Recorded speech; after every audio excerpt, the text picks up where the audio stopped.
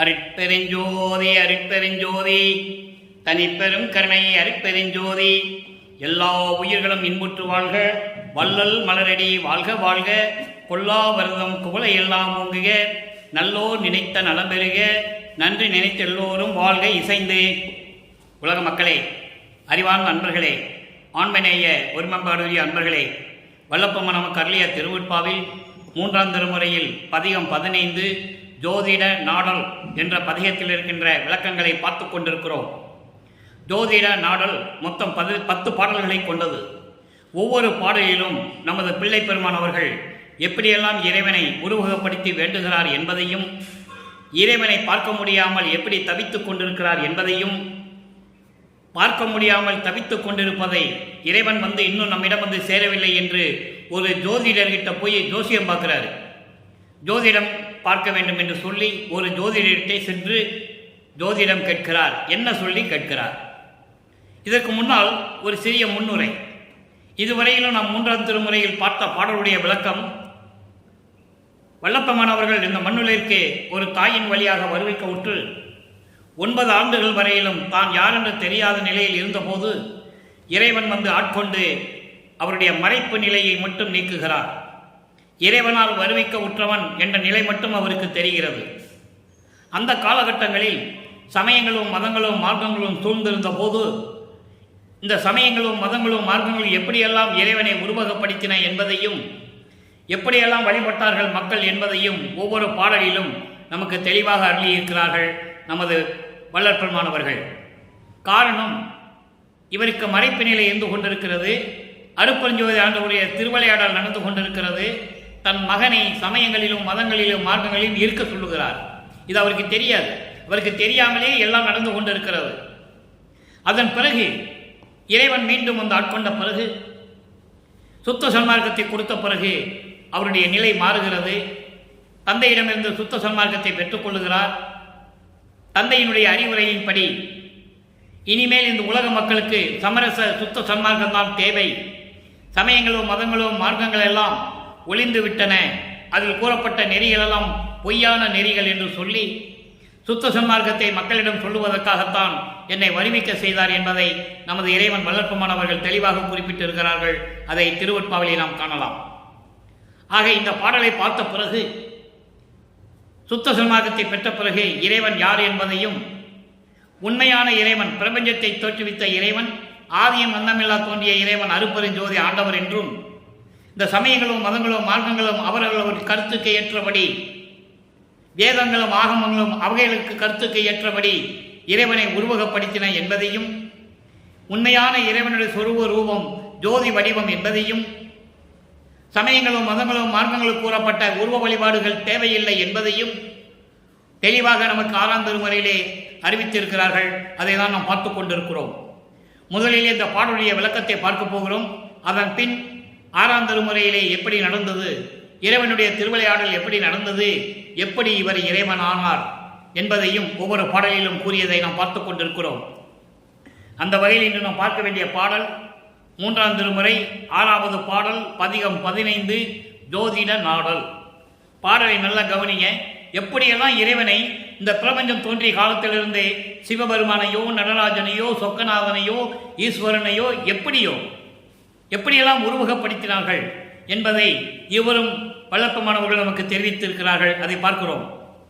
பைத்த அரவ பணி அணிவார், பைத்த அரவ பணி அணிவார், பனைசூழ் ஒற்றி பதி மகிழ்வார், மைத்த மிடற்றார் அவர் தமக்கு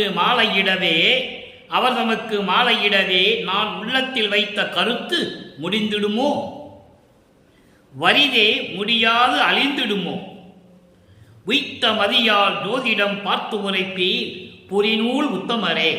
இது பாடல். இப்போ இந்த பாடல் இருக்கின்ற பதவுரையை பார்க்க போகிறோம். நல்ல கவனிங்க. வல்லப்பம்மன் அவர்கள் ஒரு தாயின் வழியாக இந்த மண்ணுலைக்கு வருவிக்க உற்று 24 ஆண்டுகள் வரையிலும், வல்லப்பம்மனுக்கு வயது இல்லை. வல்லப்பம்மனை பற்றி சொல்லும்போது இத்தனை வயசு அத்தனை வயசுன்னு சொல்லவே கூடாது. அவர் இறைவனாகவே வருவிக்க உற்றவர், ஒவ்வொரு யுகத்திலேயும் இருந்தவர் என்பதை திருவருட்பாவில் கண்ட உண்மை யாராலையும் மறுக்க முடியாது. ஆதாரங்கள் உண்டு. அதன் பிறகு வருவிக்க நூற்றாண்டிலிருந்து சொல்ல வேண்டும். அப்போ 24 ஆண்டுகள் வரையிலும் நமது பிள்ளைப்பெருமான் அவர்கள் எப்படியெல்லாம் இறைவனை பார்ப்பதற்காக துன்பட்டார்கள், வருத்தப்பட்டார்கள், எப்படி துயரப்பட்டார்கள் என்பதை ஒவ்வொரு பாடலிலும் நாம் பார்த்து கொண்டிருக்கிறோம். 3 ஆண்டுகளாக இந்த பதிவை நாம் செய்து கொண்டிருக்கிறோம், தினமும் ஒரு பாடல் விதமாக. இப்போ அந்த நிலையில் இருக்கும்போது இறைவனை சொல்றாரு, பைத்த அரவ பணி அடியார் விஷம் கொண்ட பாம்புவை கழுத்தில் அணிகலனாக அணிந்து கொண்டவர். பைத்த என்றால் விஷமுடைய பாம்பு, அரவம் என்றால் பாம்பு, விஷமுடைய பாம்புகளை கழுத்தில் அணிந்து கொண்டவர் என உருவகப்படுத்துகிறார். அப்படிதான் சமயங்களும் மதங்களும் மார்க்கங்களும் சொல்லிக் கொண்டிருந்தன.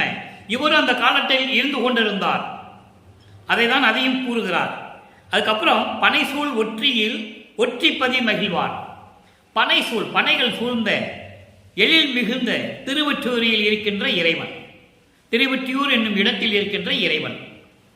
மைத்த மிடற்றார், மைத்த மிடற்றான் என்பது விஷத்தை உண்டு கழுத்திலே இருத்தி கொண்ட இறைவன், விஷத்தை உண்டு கழுத்திலே நிறுத்தி கொண்ட இறைவன், கருமை கழுத்து கொண்ட இறைவன். அதான் மயிற்று இடற்றான் சொல்றார். அவர் தமக்கு மாலையிடவே என் உள்ளத்தில் வைத்த கருத்து முடிந்திடுமோ? அவர் கழுத்தில் நான் மாலை அணிந்து அவரை ஆட்கொள்ள வேண்டும் என்று நான் நினைத்தேன். அது அந்த கருத்து நிலைக்குமா, இல்லை அது முடியாமலே வீணாக போய்விடுமா? நான் நினைத்தது பலிக்குமா பலிக்காதா என்று ஒரு ஜோதிடர்கிட்ட போய் சொல்ற, ஜோதிடரே, உண்மையை உள்ளபடி உங்கள் அறிவை பயன்படுத்தி உண்மையை சொல்ல வேண்டும். பூநூல் அணிந்த உத்தமரே, புரிநூல் உத்தமரே என்றால் பூநூல் அணிந்த உத்தமரே, பூநூல் அணிந்த ஜோசியரே, ஜோதிடரே, நான் சொல்லுவதை கவனமாக கேட்டு எனக்கு பதில் சொல்ல வேண்டும். இப்படிப்பட்ட இறைவன், திருவொற்றியூரில் இருக்கின்ற இறைவன், பாம்புகளை கழுத்திலே அணிந்து கொண்ட இறைவன், இப்படிப்பட்ட இறைவன், விஷத்தை உண்டு கழுத்திலே நிறுத்தி கொண்ட இறைவன், இப்படிப்பட்ட இறைவனை நான் விரும்பி என் உள்ளத்தில் விரும்பி அவரை மாலையிட வேண்டும் என்று நான் கருதினேன். மாலையிட வேண்டும் என்பது தன்னை பெண்ணாக உருவப்படுத்தியதனால் மாலையிடுவது என்று சொல்லுகிறார். ஆட்கொள்ள வேண்டும், அருளை கொடுக்க வேண்டும் என்று நான் என் உள்ளத்தில் நினைத்துக் கொண்டிருந்தேன். இறைவன் வந்து எனக்கு அருளை கொடுக்க வேண்டும் என்று நினைத்துக் கொண்டிருந்தேன். என் எண்ணம் பலிக்குமா, பலிக்காமலே முடிந்து விடுமா, வீணா போய்விடுமா, நான் நினைத்ததெல்லாம் வீணாக போய்விடுமா? ஜோதிடரே, உண்மையை உள்ளபடி எனக்கு ஜோதிடம் பார்த்து சொல்ல வேண்டும் என்று சொல்லி இந்த பாடலை அருளி இருக்கிறார்கள். இப்போ பல முறை பார்த்துட்டோம், கோர்வையாக இந்த பாடலை விளக்க சொல்றேன். விஷமுடைய பாம்பை அணிகலனாக அணிந்து கொண்டவர், பனைகள் சூழ்ந்து எழில்மிகு திருவொற்றியூரிலே இருக்கின்ற இறைவன், விஷத்தை கழுத்திலே உண்டு நீர்த்தி கொண்ட இறைவன், அவருக்கு நான் மாலையிட வேண்டும் என்று என் உள்ளத்தில் நினைத்துக் கொண்டிருந்தேன். அவரை அடைய வேண்டும் என்று நான் நினைத்துக் கொண்டிருந்தேன். எப்படி வேணால் நீங்க எடுத்துக்கலாம். நான் அவரை எப்படியாவது அடைய வேண்டும், அவரை சந்தித்து எப்படியாவது அருளை பெற வேண்டும் என்று நான் நினைத்துக் கொண்டிருந்தேன். நான் நினைத்தது பலிக்குமா பலிக்காதா, வீணாகவே போய்விடுமா என்று எனக்கு தெரியவில்லை. ஜோதிடரே, ஜோதிடம் பார்த்து உண்மையை உள்ளபடி எனக்கு சொல்ல வேண்டும் பூநூல் அணிந்த உத்தமரே என்று சொல்லி இந்த பாடலை அருளியிருக்கிறார்கள். இந்த பாடலின் மூலம் உலக மக்களுக்கு அவர் தெரிவிக்கிறார், உலக மக்களே, நான் இந்த மண்ணுலக்கு வருவிக்க உற்று 24 ஆண்டுகள் வரையிலும் இறைவனை பார்க்க முடியாமல் இந்த சமயங்களும் மதங்களும் மார்க்கங்களும் இருந்த சூழ்ந்த காலகட்டங்களில் நானும் திருவொற்றியூருக்கு சென்று இறைவனை பார்க்க வேண்டும் என்று நான் நின்று கொண்டிருந்தேன். நான் தெருவிலே நின்று கொண்டிருந்ததை பார்த்து என்னை திரும்பி பார்க்காமல் தெருவழியாக ஓடுகிறார் தியாகராஜ பெருமான். நானும் பின்னாலே ஓடியும் அவர் ஓட்டத்தை பிடிக்க முடியவில்லை. அதன் பிறகு நாரையையும் கிளிகளையும் தூது அனுப்பி பார்த்தேன், எந்த விதமான பலனும் இல்லை. நானும் உலகியலிலே இருந்தவர்கள் போல ஒரு குறி சொல்லுகின்ற குரத்தி பெண்ணிடம் போய் குறி கட்டும் பார்த்து விட்டேன், குறி ஓடவில்லை, பலிக்கவில்லை. இப்படி நிலையில் இருக்கும்போது எனக்கு உருவத்தை காட்டுகிறார், மறைந்து விடுகிறார்.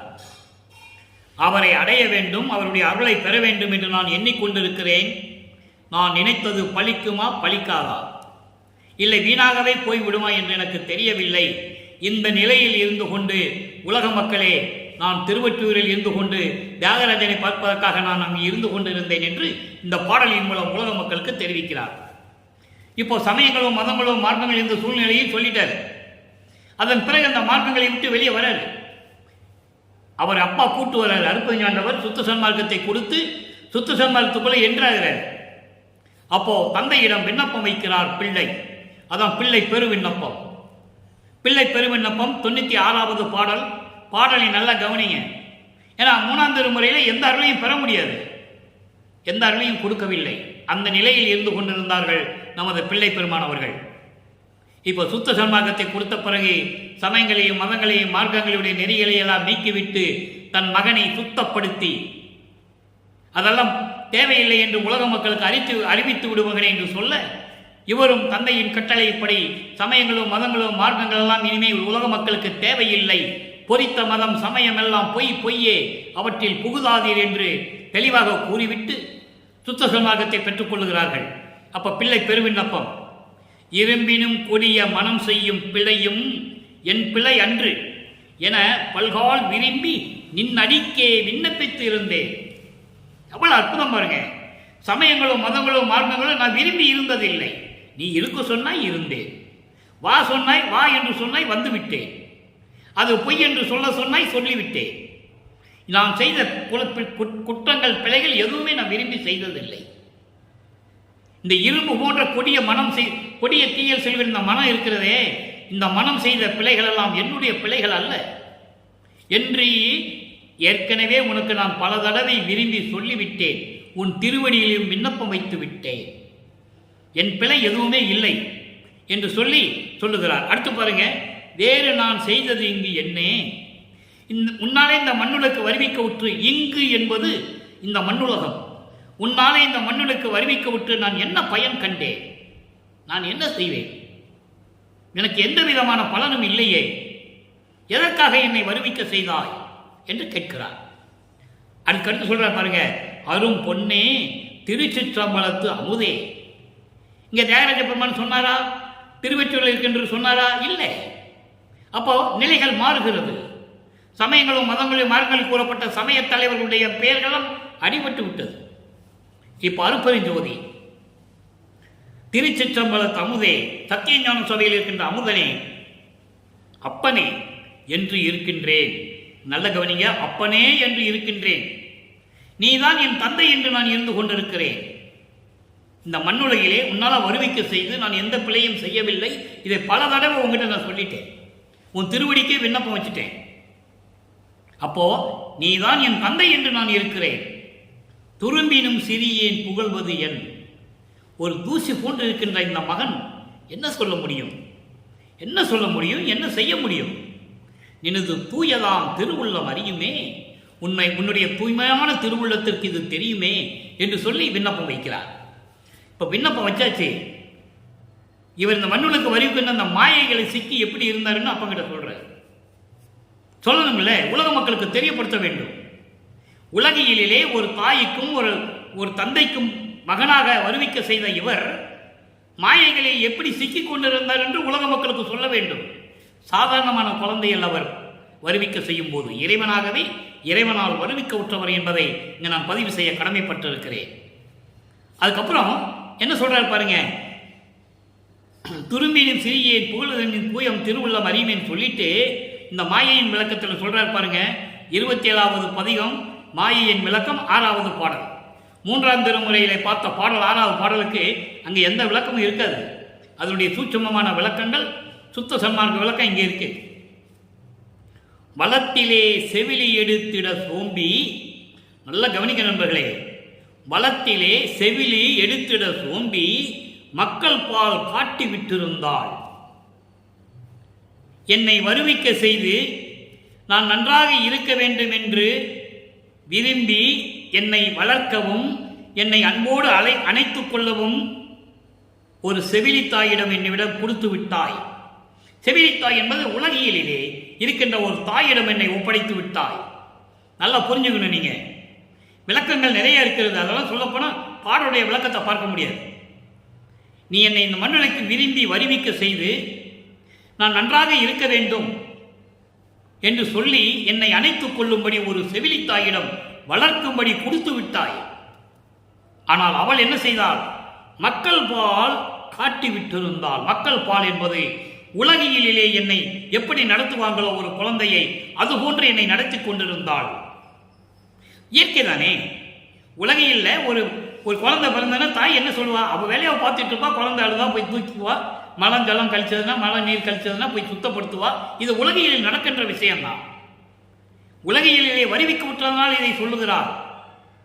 நீ என்னை ஒரு மகனாக எடுத்து உருவாக்கி, அருளால் உருவாக்கி ஒரு செவிலித்தாயிடம் கொடுத்து விட்டாய். நான் இந்த மண்ணுலகிற்கு வந்த பிறகு அவர் உலகியலிலே எப்படி நடத்துவாளோ அதை போன்று என்னை நடத்தி கொண்டிருந்தாள். அதுக்கப்புறம் சொல்லிட்டார் பாருங்க, மலத்திலே உழைத்து கிடந்து அழல் கேட்கும் வந்து கூட என்னை எடுத்திலார். நான் மலமும் ஜலமும் நீரும் சிறுநீரும் கழித்து அதிலே உழன்று கொண்டிருந்த போது கூட, உழன்றிருந்த போது அழுது கொண்டிருந்தது கூட என்னை வந்து எடுக்கவில்லை. உலகில் நடக்கிறது சொல்ற. அப்படிப்பட்ட தாயிடம் என்னை கொடுத்து விட்டாய். அவரும் எடுத்திலார். அவரும் எடுக்கல. அவரும் இல்லத்திலே கூடி ஆடுகின்றனர். அவங்களே என்ன பண்றாங்க? உலகியலிலே சேர்ந்து கொண்டு அவங்க வேலையை அவங்க பார்த்துட்டு இருக்காங்க. நல்லா புரிஞ்சுக்கணும். நீங்க எவ்வளவு ஒரு யதார்த்தமான உலகியல் வாழ்க்கையை அவர் எப்படி சொல்றாரு பாருங்க. ஒரு தாயிடம் கொடுத்துட்ட, அவ உலகியல்ல எப்படி நடக்கிறாங்களோ அந்த மாதிரி நடந்துகிட்டு இருக்காங்க. சிறுநீரும் மலமும் கழித்து அதை நான் உழண்டு கொண்டிருக்கிறேன். அழுது கூட என்னை வந்து எடுக்கவில்லை. ஏன்னா உலகியல் அப்படிதான் சில பேர் இருப்பாங்க. ஏன்னா அவங்க வேலையை பார்க்கணும்ல. அப்புறம் வந்து எடுப்பாங்க, சுத்தப்படுத்துவாங்க, அது வேற. அப்படிப்பட்ட மாயையில் நான் சிக்கிக் கொண்டிருந்தேன். அவரும் இல்லத்திலே கூடி ஆடுகின்றனர். அவங்க உலக வாழ்க்கையில முக்கியமா நினைச்சு நடந்துகிட்டு இருக்காங்க.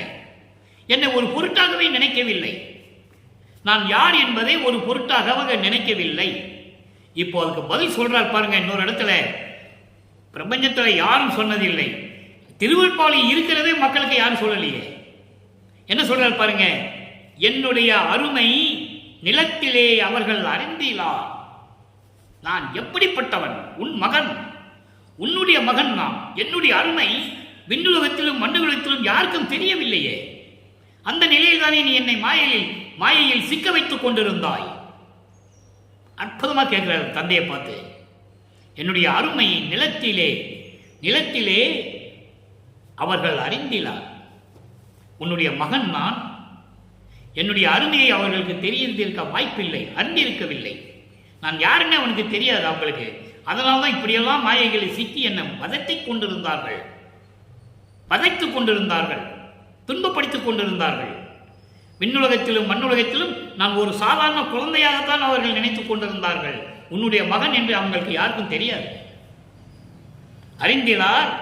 பெற்றோய் நீயும் இங்கு அறிந்திலையோ. என்னை பெற்றவன் நீயும் மட்டும் என்ன, சிவகாம வெள்ளி தாயும் நினைக்கவில்லையே. இது உங்களுக்கு தெரியாதா? நான் இப்படியெல்லாம் கஷ்டப்பட்டது, துன்பப்பட்டது, துயரப்பட்டதெல்லாம் உங்களுக்கு தெரியாதா என்று சொல்லுகிறார். அப்போ தான் யார் என்ற நிலையும் சொல்லிவிட்டார். உலக மக்களுக்கு மாயையில் எப்படி சிக்கிக் கொண்டிருந்தார் என்பதையும் சொல்லிவிட்டார். உலக மாயையிலே, உலக வாழ்க்கையிலே எப்படியெல்லாம் சிக்கிக் கொண்டிருந்தார் என்பதையும் கூறிவிட்டார்கள் நமது பிள்ளை பெருமானவர்கள். சரி, இப்போ மாயையின் விளக்கம் சொல்லியாச்சு, அருப்பஞ்சாண்டவர் பிள்ளைன்னு சொல்லியாச்சு, எல்லாம் முடிஞ்சு போச்சு. இப்போ அப்பா கிட்ட விண்ணப்பம் வைக்கிறார். திருமண் விண்ணப்பம் பதிகம் 33 6வது பாடல். எப்படி நான் உன்னால இந்த மண்ணுக்கு மனித உடம்பு எடுத்துட்டேன். இது என்னுடைய பிழை கிடையாது, என்னுடைய தவறே கிடையாதுன்னு நான் பல தடவை உங்ககிட்ட விண்ணப்பம் வச்சுட்டேன். உன் திருவடிகளுக்கும் விண்ணப்பம் வச்சுட்டேன். நீ கண்டுக்கிறதே இல்லை. அதனால எல்லாரும் அறியும்படி இவன் என் மகன், இவன் உடம்பு அழியாத உடம்பு என்று நீ சொல்ல வேண்டும். அதுதான் திருமுன் விண்ணப்பம் 6வது பாடல். நல்லா கவனிங்க. சிறந்த பொன்னணி திருச்சிற்றம்பலத்திலே திருநடம் புரிகின்ற அறம் தவாத சேவடி மலர் முடிமிசை அணிந்து அகமழிந்து ஏத்த மறந்தான் மாயினேன் விண்ணப்பம் திருசெடி கலந்து அருள் செயல் வேண்டும். இதெல்லாம் ஒரே வரி, ஒரே பொருளுடைய வரி. 3 வரி இருந்தாலும் ஒரே பொருள். எப்படி? அதாவது மேன்மையான பொன் போன்று விளங்கிக் கொண்டிருக்கின்ற, ஒளி வீசிக் கொண்டிருக்கின்ற திருச்சிற்றம்பலத்திலே அருள் நடனம் செய்து கொண்டிருக்கின்ற நீதி தவறாத நீதி விலகாத, தர்மம் விலகாமல், சத்தியம் விலகாமல் இருக்கின்ற என் முடி மீது, என் தலை மீது உன் திருவடியை வைத்து ஆசீர்வாதம் செய்து இருந்த இறைவனே, அகமகிழ்ந்து உன்னை வணங்க நான் மறந்து விட்டேன். எப்போ சமயங்களிலும் மதங்களிலும் மார்க்கங்களிலும் சார்ந்து இருந்த போது உன்னை நான் வணங்க மறந்து விட்டேன். உண்மைதான். இருந்தாலும் உன் திரு செவிக்கு விண்ணப்பம் வைக்கிறேன். அதை கேட்டு நீ அருள் செய்ய வேண்டும். எப்படி அருள் செய்ய வேண்டும் கேட்கிறாரே. பிறந்த இவ்வுடல் இம்மையே அறிவுலா பெருநலம் உருமாறே. அறிவுலா பெருநலம் உருமாறே. விண்ணுலகத்தில் இருக்கின்றவர்களுக்கும் தேவர்களுக்கும் பதத்தலைவர்களுக்கும் யாராக இருந்தாலும் சரி, மண்ணுலகத்திலே இருக்கின்றவர்களும் எல்லாரும் அறியும்படி உன்னால் வருவிக்க செய்த இந்த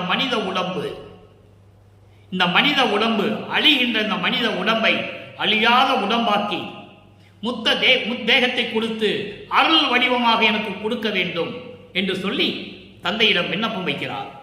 எவ்வளவு அற்புதம் பாருங்க. அதனால வல்லப்பமான வருவிக்க செய்தது சாதாரண மனித உடம்பு எடுத்தவர் அல்ல. அதை இங்க சொல்றாரு. பிறந்த உடல் இம்மையே உன்னால் வருவிக்க உற்று இந்த மனித பிறப்பு எடுத்த இந்த உடம்பை இந்த மண்ணுலகிலேயே, இம்மையை என்பது இந்த மண்ணுலகிலேயே இப்பொழுதே அழிவிடாத உடல் மாறு எனக்கு செய்து அருள வேண்டும் என்று சொல்லி தந்தையிடம் விண்ணப்பம் வைக்கிறார். அதான் திருமுன் விண்ணப்பம் சொல்லிட்டாரா. இப்போ எல்லாம் முடிந்தது. இப்போ பேரு இறைவனுடைய அருளை பெற்றுவிட்டால் அந்த வாக்கியம் எப்படி இருக்கும்? 6வது பாடல் இறை எளிமையை வியத்தல். இறை எளிமையை வியத்தல் என்ற பதிகத்திலே 6வது பாடல். ஊன் உரைக்கும் உயிரளவும் உலகளவும் அறியே, உன் அளவை அறிவேனோ என்னளவை அறிந்தோய். அதாவது ஊன் உரைக்கும் என்பது இந்த பிரபஞ்சத்திலே பல தேகங்களிலே வாழக்கூடிய உயிரினங்கள். அந்த உயிரினங்களுடைய எண்ணிக்கையையும் அதனுடைய நிலைமைகளையும், உலகங்களுடைய எத்தனை உலகங்கள் இருக்கின்றன அத்தனை உலகங்களுடைய அளவுகளையும் நான் அறியேன். எனக்கு தெரியாது. பிரபஞ்சத்திலே வாழ்கின்ற பல தேகங்களிலே வாழ்கின்ற உயிரினங்களுடைய எண்ணிக்கையும் உலகங்களுடைய எண்ணிக்கையும் நான் அறியேன். உன்னளவை அறிவேனா? உன்னுடைய அளவை, உன்னுடைய அருள் தன்மையை என்னால் அறிய முடியுமா? என்னளவை நீ அறிந்தோய். நான் உனது மகன். என்னுடைய அளவு என்ன என்பது உனக்கு தெரியும். என்னுடைய தகுதி என்ன என்பது உனக்கு தெரியும். அப்படி இருந்தபோது வான் உரைக்க மாட்டாதே வருந்தினவே.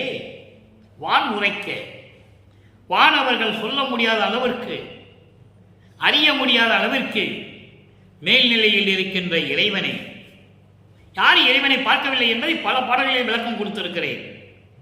பிரம்மனும் திருமாலும் ருத்திரும் சரி, வானவர்கள் சரி, யாருக்கு அறியார் எனக்கு எளியராகி மாலையிட்டார் என்று சொல்லுவார்.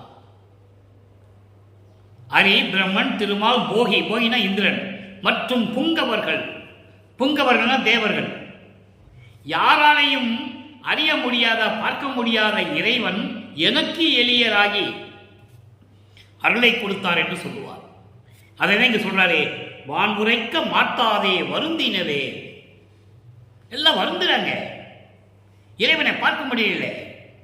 ருத்திரன், பிரம்மர், விண்ணோர், வேந்தர், உருகிரடர், இயக்கர், பூதர், மருத்துவர், யோகியர் மற்றும் வானவர்கள் முழுவதும் சரி, மனத்தால் தேடி கருத்தழிந்து தனித்தனியே சென்று வேதங்களை வினவ மற்றவையும் காணோம் என்று வருத்தமுற்று அந்தவரோடு புலம்பி நின்றனவே. வஞ்சவெளியே இன்பமயமாம் தேவே என்று சொல்லுவார். மகாதேவமாலிலே சொல்லுவார். அப்படி வானவர்களும் அடுத்து சொல்ல மறையும் வேதங்களும் வகுத்து உரைக்க அறியாத இறைவன் மயங்கினவே, மயக்கம் கொண்டன, வருந்தின, கண்ணீர் விட்டு அழுதன, இறைவனை பார்க்க முடியவில்லை என்று தெளிவாக சொல்லுவார் வளர்ப்புமான். யாரும் இறைவனை பார்க்க முடியவில்லை என்ற நிலையில் இருக்கும்போது கோன் உரைக்கும் குறி குணங்கள் கடந்த, பாருங்க, கோன் உரைக்கும் குறி குணங்கள் கடந்த. கோன் உரைக்கும் என்பது உயர்ந்த நிலையில் சொல்லப்படுகின்ற கோன் என்பது அரசன், அது வேறு. இங்க கோன் உரைக்கும் என்பது உயர்ந்த நிலை என்று சொல்லப்படுகின்ற அருள் தன்மை நிலைகளையெல்லாம் கடந்து அதாவது தத்துவங்கள், அந்தங்கள் இவற்றையெல்லாம் கடந்து என்று சொல்லுகிறார். எல்லாம் கடந்தவன் தான் இறைவன். அப்படிப்பட்ட நிலையில் கடந்த பெருவெளி மேல் நின்று கொண்டு அடுத்து சொல்ற பாருங்க, பெருவெளி மேலும் இருந்து கொண்டு கூடாதே கூடி நின்ற கோவே, கூடாதே கூடி நின்ற கோவே. இங்க சரியை கிரிய யோகம் ஞானம் 16 நிலையை சொல்ற. சரியை கிரிய யோகம் என்ற 12 நிலைகளில் இருந்த இந்த சமயங்கள், மதங்கள், மார்க்கங்களோடு கூடாமல் தனியாக நின்று 13வது நிலையான ஞான சரியிலிருந்து ஆரம்பிக்கிறார். ஞான சரியை, ஞானக்கிரியை, ஞான யோகம், ஞானத்தில் ஞானம். இப்படி நின்ற இறைவனே, கூடாதே கூடி நின்ற இறைவனே. அப்ப இந்த நிலைகளை எல்லாம் கடந்து சமரச சுத்த சன்மார்க்க நிலையில் இருந்து கொண்டு கடவுள் நிலையான 16வது நிலையில் இருந்து கொண்டிருக்கின்ற இறைவனே கோவே, இறைவனே நின் இயலை, உன்னுடைய அருள் தன்மையை, உன்னுடைய இயல் என்பது அருள்தன்மை, இயற்கை உண்மையின் விளக்கம். அப்படிப்பட்ட உன்னுடைய இயற்கை உண்மை விளக்கத்தை நான் சொல்ல முடியுமா? நான் உரைக்க நான் யாரோ? என்னால் எப்படி சொல்ல முடியும்? இவங்களெல்லாம் சொல்ல முடியவில்லை. வானவர்கள், வேதங்கள் இவங்கெல்லாம் பார்க்க முடியாமல் தவிச்சுக்கிட்டு இருக்காங்க. உன்னுடைய குணத்தை பற்றி தெரியாம நீ பெருவெளிக்கு மேலே இருந்து கொண்டு சமயங்களையும், மதங்களையும், மடங்களையும் கடந்த அந்த 12 நிலைகளை எல்லாம் கடந்து நீ பெருவெளிக்கு மேல் இருந்து கொண்டிருக்கிறாய். உன்னுடைய இயலை நான் சொல்ல முடியுமா? உன்னுடைய அருள்தன்மையை நான் எப்படி சொல்ல முடியும்? நான் யாரோ நபில்லே, நான் யார் சொல்லுவதற்கு? நான் யார் சொல்லுவதற்கு? நான் எனவே நாணுகின்றேன். நான் என்று சொல்லுவதற்கு நான் வெட்கப்படுகின்றேன். எவ்வளவு அற்புதமா சொல்ற பாருங்க. நான் எனவே நாணுகின்றேன். இதெல்லாம் சொல்லுவதற்கு நான் யார் என்று சொல்லுவதற்கே நான் வெட்கப்படுகின்றேன். நடராஜ குருவே.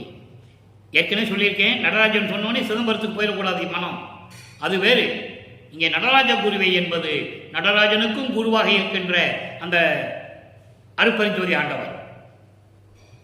அடுத்து பதிகம் 51 பெறாப்பேறு 6வது பாடல். பாடல் நல்லா கவனிங்க. எல்லா உண்மையும் இங்க சொல்றார்.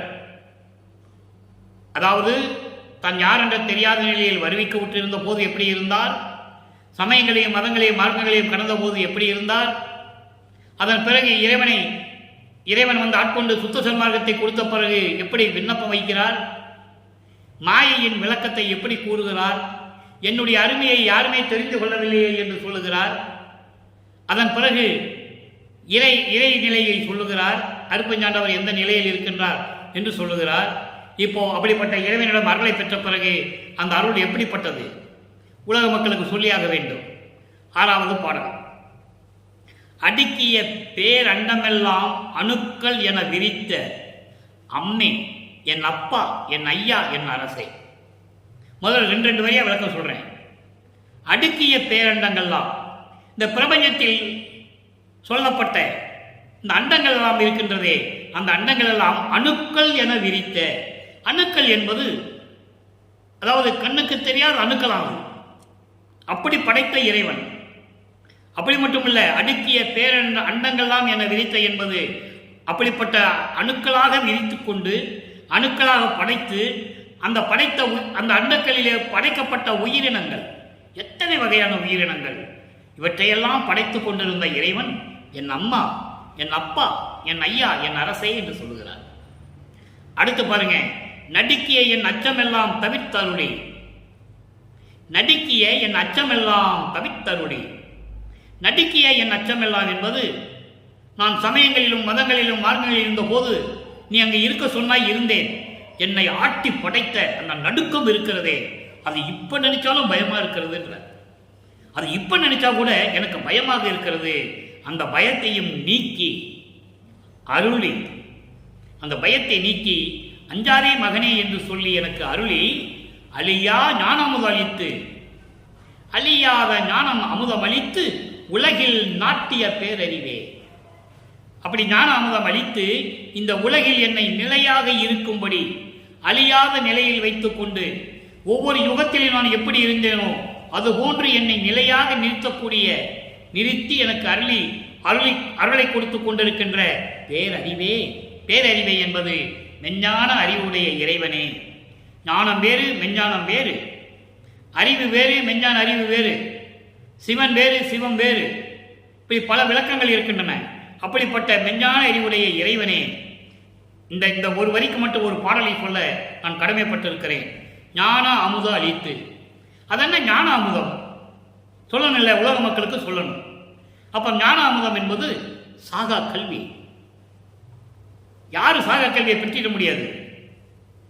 நாகாதிபனும் நாராயணனும் நான்முகனும் நறுமுறும் எனவே ஞான அமுதம் அளித்தாய், நானும் உண்டு துண்ணவே, சாகா கலையை பயிற்று தந்த தயவையே சாற்றருக்கறிவு. அற்புதமான பாடல்.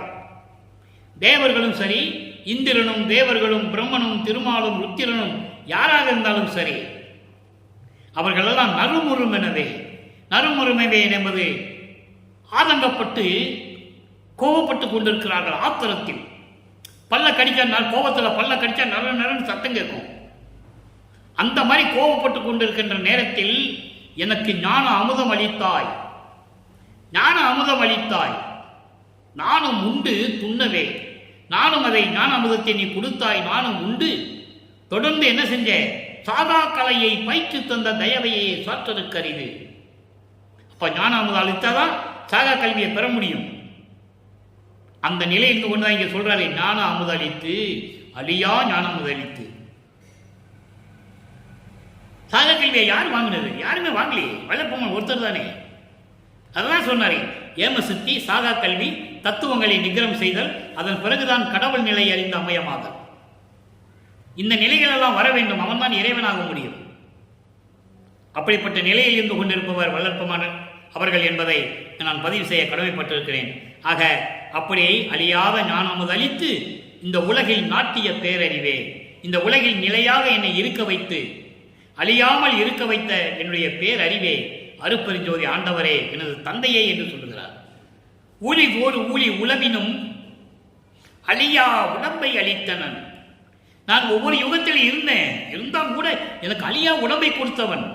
அப்புறம் ஏன் மண்ணுலகத்தில் இந்த மனித உடம்பை அழியா உடம்பு ஆக்கணும்னு சொல்றாரு? அதை நல்லா புரிஞ்சுக்கணும். ஏற்கனவே அவர் அழியா உடம்பில் இருக்கிறாரு, இந்த மண்ணுலகத்துக்கு வந்த பிறகு ஏன் அந்த வார்த்தையை பயன்படுத்துறாரு? அதை நீங்க புரிஞ்சுக்கணும். ஏனென்றால் உலகியலிலே, மனித வாழ்க்கையிலே, உலகியல் வாழ்க்கையிலே ஒரு தாயின் வழியாக வருவிக்க செய்ததனால் இந்த உடம்பை நீ அழியா உடம்பாக்கணும்னு சொல்ற. வேற ஒன்றும் இல்லை. அவர் ஏற்கனவே உடம்பு அழியா உடம்பு தான். மற்றவங்களுக்கு தெரியணும், உலக மக்களுக்கு தெரியணும். இவ்வளவு பாடல்கள் அவர் விளக்கம் கொடுத்து கூட இன்னும் வளர்ப்பமான 202 ஆண்டுகளாக ஒரு சாதாரண மனிதனாக அதை சொல்லிக் கொண்டிருக்கிறார்கள். துறவி என்றார்கள், அப்படியே சொல்றாங்க. கதையாசிரியர், வசனமாசிரியர், விஞ்ஞானி, மருத்துவர், இப்படிதான் சொல்லுவாங்க. இந்த மாதிரி அவர் இறைவன் என்ற நிலையை யாரும் சொல்ல மறந்து விட்டார்கள். அந்த நிலையை தான் இப்ப நம்ம பார்த்துட்டு இருக்கோம். அப்ப மனித உடம்பு எடுத்ததனால் இந்த பிறவியிலே அந்த உடம்பையும் எல்லோரும் காணும்படி, விண்ணுலகமும் மண்ணுலகம் காணும்படி எனக்கு கொடுக்க வேண்டும் என்று சொல்லுகிறார். இதையே ஒரு பாடலை சொல்லுவார் ஆறாம் முறையிலே. வாலி என்று என்னை வந்து மாலயன் ஆதியோர் அருட்பேர் ஆளி என துதித்து ஏத்த புரிந்தாய்.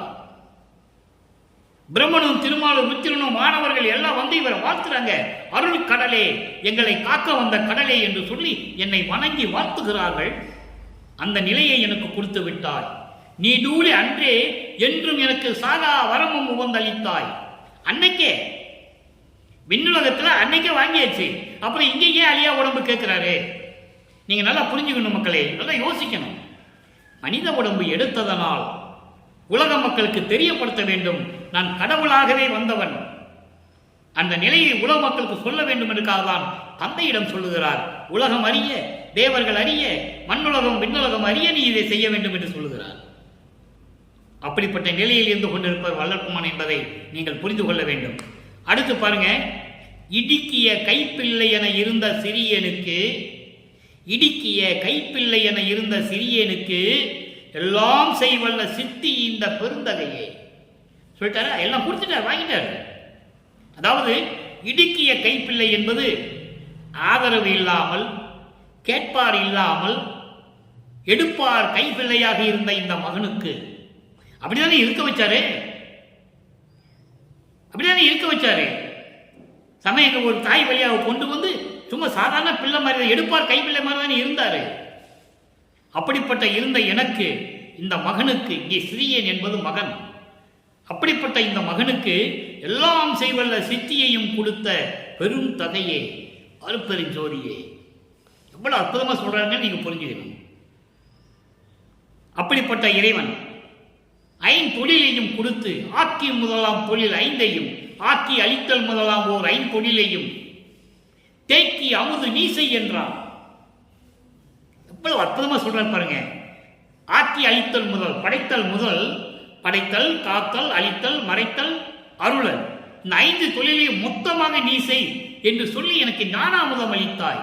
தேக்கி அமுது நீசை என்றான். தூக்கி எடுத்தான், அணைத்தான், இலவா தேகம் கொடுத்தான், சிற்றம்பலத்து என்கோ என்று சொல்லுவார். பாடல்கள் ரொம்ப அற்புதமா இருக்கும். அதை தான் இங்க சொல்றாரு. எல்லாவற்றையும் எல்லாம் செய் சித்தியும் இந்த பெருந்தகையே. அதுக்குதான் இந்த பாடல். எல்லா தொழிலையும் கொடுத்து இந்த பிரபஞ்சத்தை இயக்குவாயாக என்று சொல்லி எனக்கு கொடுத்த பெருந்தகையே, என் தந்தையே, அருப்பெருஞ்சோதியே. அடுத்து சொல்ற பாருங்க. முடுக்கிய அஞ்ஞானந்தாம் ஆக காலமெல்லாம், அஞ்ஞானந்தம் காலமெல்லாம் தவிர்த்து முத்தர் உள்ளத்தே முளைத்த சுத்த பரம் சுடரே. நல்லா கவனிக்கணும். ஏன் முத்தரை நீங்க சொல்றாரு? யாரும் சித்தி அடையவில்லை, எல்லாம் முத்தி நிலையோட போனாங்க. அப்படிப்பட்ட முத்தர்கள் உள்ளத்திலும் இருக்கின்ற இறைவன் சொல்றாரே. காரணம், அவர்கள் ஏமாந்து விட்டார்கள். அடுத்த நிலை இருக்கிறது அவங்களுக்கு தெரியாது என்று சொல்லுகிறார் வல்லற்பமானவர்கள். அதான் திருவந்தியார்ல சொல்லுவாரு. கடைசி பாடல் 10வது பாடல்ல சொல்லுவாரு. 64வது பதிகம் திருவந்தியார்ல சொல்லுவார். முத்தியை பெற்றேன், அம்முத்தியினால் ஞான சித்தியை உற்றேன் என்று சொல்லுவார்.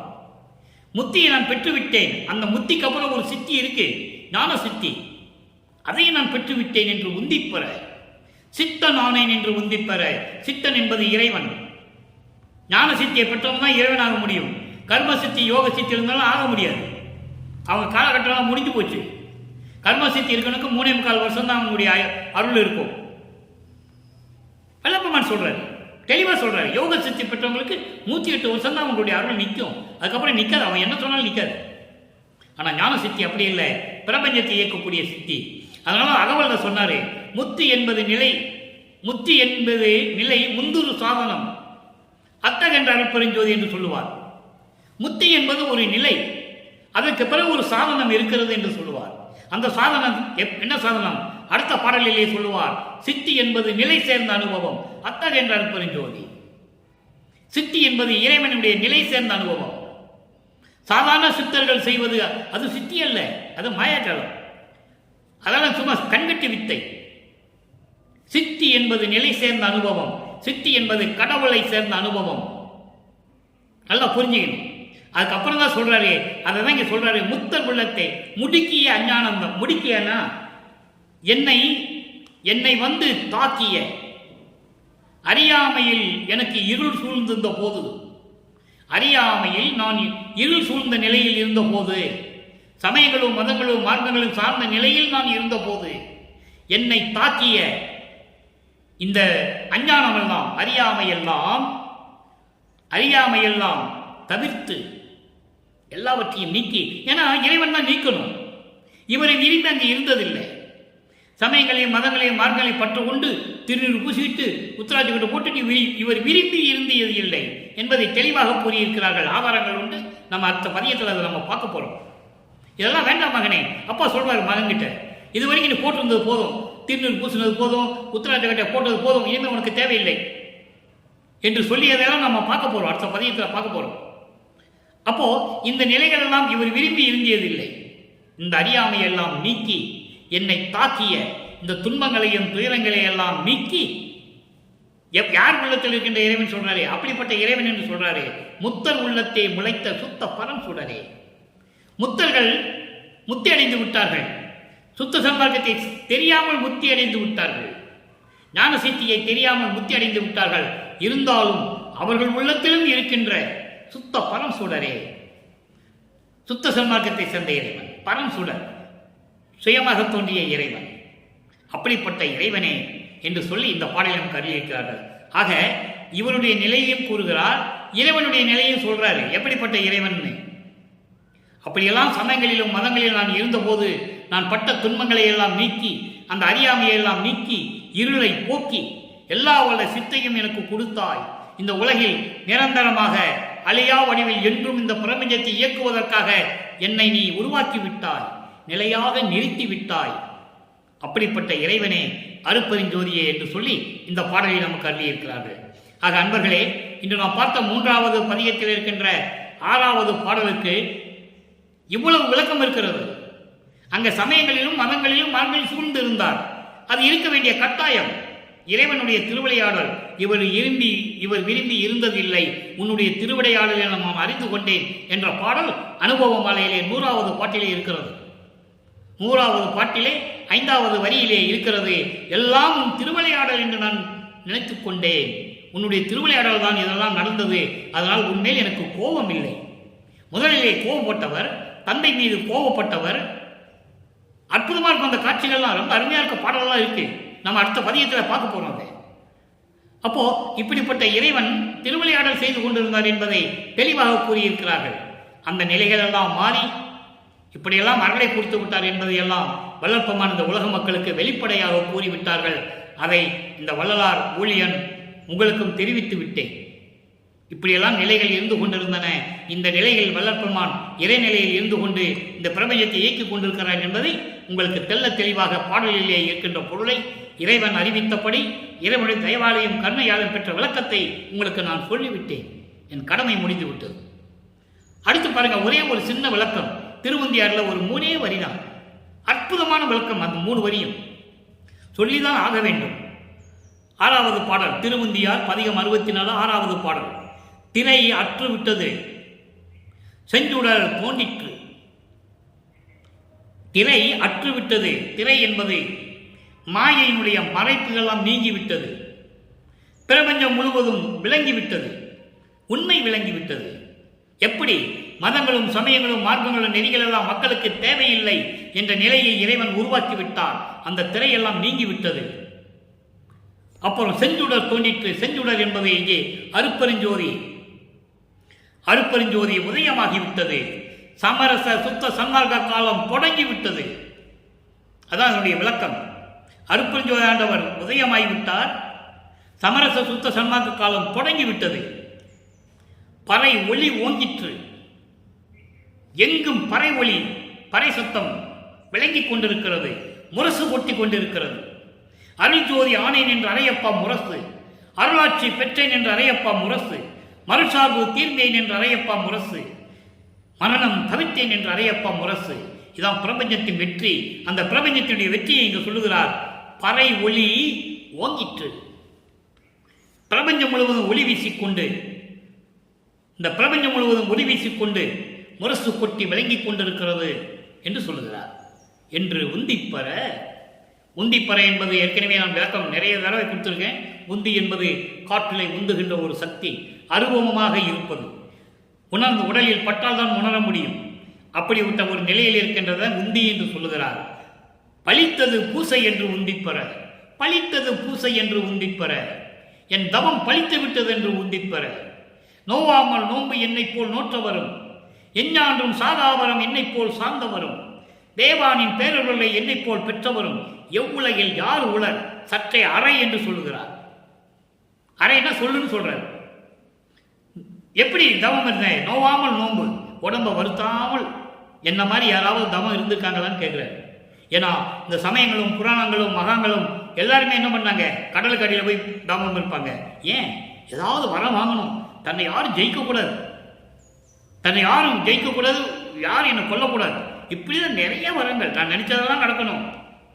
காட்டுக்குள்ள, புகைக்குள்ள, தண்ணிக்குள்ள, மரத்துக்கடியில இப்படியெல்லாம் இருந்திருக்காங்க. அது இல்லாமல் என் தவம் பழித்து விட்டது.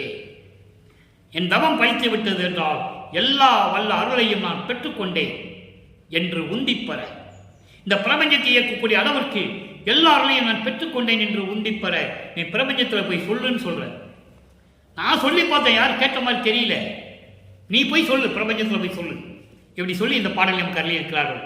எனவே அன்பர்களே, இறைவனுடைய நிலையையும் இந்த சமயங்களும் மதங்களும் மார்க்கங்களும் சாராத ஒரு தனி மார்க்கம் சுத்த சன்மார்க்கம் என்பதையும், சுத்த சன்மார்க்கத்தில் உருவ வழிபாடு இல்லை என்பதையும் வல்லப்பமனை கூறுகிறார். அங்கே இறைவன் எப்படி சொல்வாரே? திருவற்றில் இருக்கிற இறைவனை பாம்பை கழுத்தில் அணிந்து கொண்டவர், கங்கையை தலையில் வைத்தவர், சந்திரனை சூடியவர், இப்படிலாம் சொல்லுவார். இங்கே அப்படி இல்லை. சுத்த சன்மார்க்கம் இறைவன் அப்படி அல்ல. ஒளி வடிவமாக இருக்கின்றவர், உருவம் இல்லாமல் இருக்கின்றவர், உருவ வழிபாடு இல்லாமல் இருக்கின்றவர், தெளிவாக சொல்றார். அப்போ அந்த நிலையில் இருந்து கொண்டு சுத்த சன்மார்க்கத்தை பெற்றுக்கொண்டு கொலையும் புலையும் தவிர்த்து சுத்த சைவ நெறியில் இருந்து கொண்டு உருவ வழிபாடு இல்லாமல் ஜோதி வழிபாடு செய்து மண் அகல் விளக்கிலே தீபமேற்றி அருப்பெருஞ்சோதி அருப்பெருஞ்சோதி தனிப்பெருங்கனை அருப்பெருஞ்சோதி என்ற மகாமந்திரத்தை உச்சரித்து இறைவனுடைய அருளையும் பொருளையும் நோயற்ற வாழ்வையும் பெற்றுக்கொண்டு இந்த வையகத்திலே நீங்கள் வாழ்வாங்கு வாழ வேண்டும் என்று இறைவனுடைய தயவாலயம் கருணையாலேயே வாழ்த்தி இந்த வள்ளலார் ஊழியர் விடைபெறுகிறேன். மீண்டும் நாளை சந்திப்போம். நன்றி, வணக்கம். அருட்பெருஞ்சோதி அருட்பெருஞ்சோதி தனிப்பெரும் கருணை அருட்பெருஞ்சோதி.